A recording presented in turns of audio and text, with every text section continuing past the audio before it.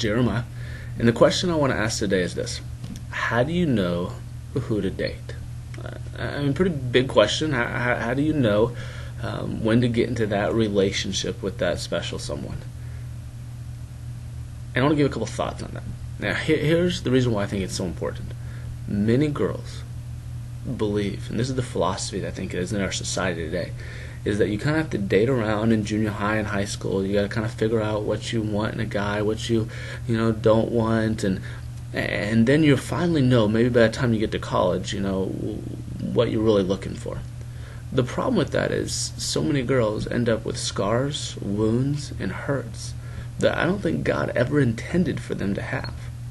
So what can you do to help yourself? And maybe you've had those in the past, or maybe you haven't. So what can you do to prepare yourself? Let me tell you what type of guy you need to look for. I think you need to look for a 6'11 guy. That's what I'm going to challenge you to do. To look for a 6'11 guy. I have 3 daughters, and I want them to marry a 6'11 guy. Now, I'm not talking about height here. I'm talking about a 1 Timothy 6:11 guy. Here's what 1 Timothy 6:11 says. And it's talking to men here, so it calls them. It says, man of God, pursue righteousness, godliness, faith, love, perseverance, and gentleness. So let's break that down here real quick, because this is what you need to look for. And you can find this in a guy before you really even get to become his close friend. And you can tell if he's a 6'11 guy. Well, first of all, it says man of God. Well, I think first you got to make sure he's a believer, okay? Don't do this evangelistic dating and say, well, I know he's not a believer, but I'm going to bring him to church, and he's going to get saved. And I've seen too many ladies who sit in congregations by themselves, just wishing their husband was a believer. And maybe they thought he would get saved someday. Or don't do it. A man of God is what you want to look for. Don't sell yourself short in that. So, man of God, and then it says pursue. Find someone who pursues. Too many boys nowadays, they sit around and are lazy bums who play video games all day. Don't start a relationship with someone like that. You want to find someone who pursues. Now, if they are a pursuer, it's important what they pursue. So here's the first thing. It says pursue righteousness. Pursue righteousness. What's that mean? Do they do the right thing? Are they always getting in trouble? I'm not saying are they perfect. We all mess up.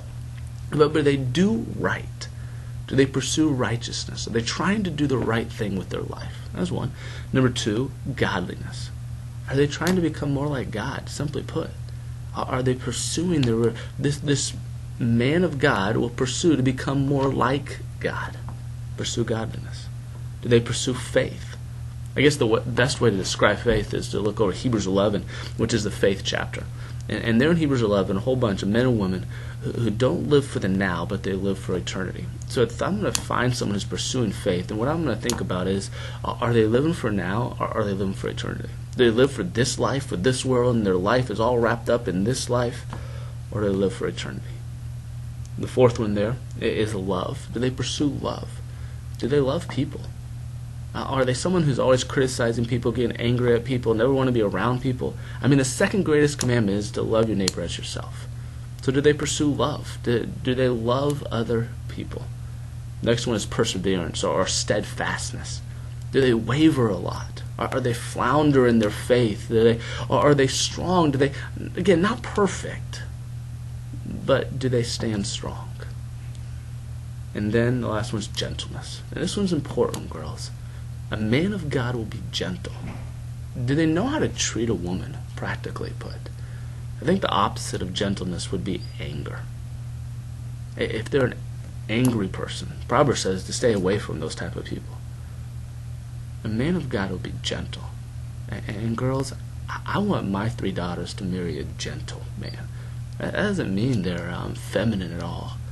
No, in their masculinity, are they gentle? Do they know how to respect and to treat a girl? Now listen closer to me. Don't settle for anything less than a man of God. Don't settle for anything less than a 6'11 guy. I think some girls think, those guys aren't even out there, so I guess I'll just have to find something. No, don't do that. I would challenge you today to start to pray for a 6'11 guy. Listen, beauty may attract you to the person, but character must attach you to the person. Listen, one day everybody is going to be old, fat, and ugly. Okay, it's going to happen.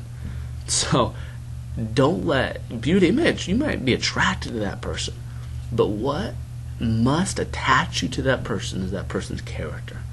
And so make sure they're a 6'11 guy. Because if you find a 6'11 guy, then you found a pretty good catch.